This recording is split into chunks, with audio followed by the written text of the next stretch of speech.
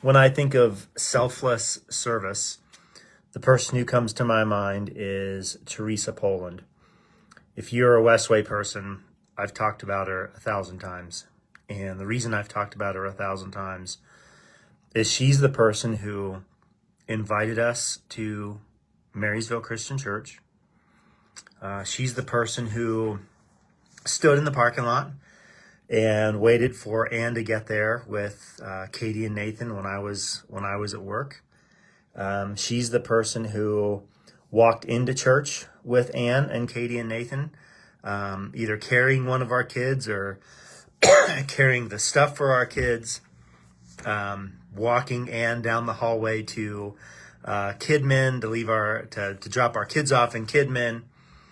Teresa's the person who sat next to Ann in the gym at Marysville Christian Church during the Sunday service there.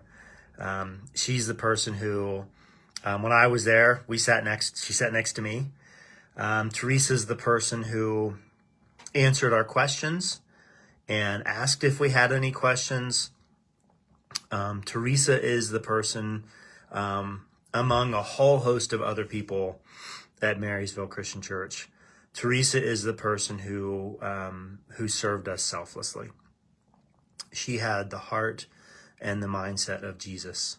She served in such a way that she wanted nothing in return. There was never any kind of indication that we owed her anything.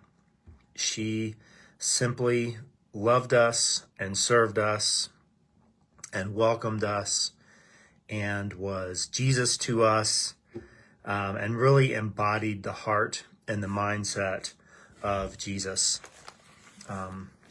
It's the same text we read yesterday.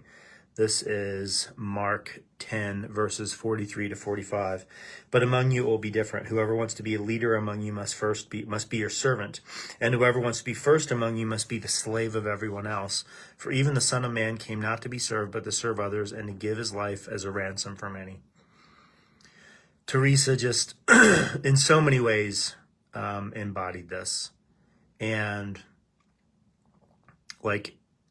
I can honestly say that not only would I not be a pastor because of Teresa, but God can do whatever he wants to, and we wouldn't be Christians if it weren't for the way that Teresa just welcomed us and served us and loved us in a completely selfless way. And as I said a moment ago, it wasn't just Teresa. It was an entire church that was oriented around loving, honoring, and serving other people, setting themselves aside, setting their own wishes, wants, and desires aside, and serving. That's the church that I want. I think that's the church that you want. That's the church that our community wants. That's the church that our community needs.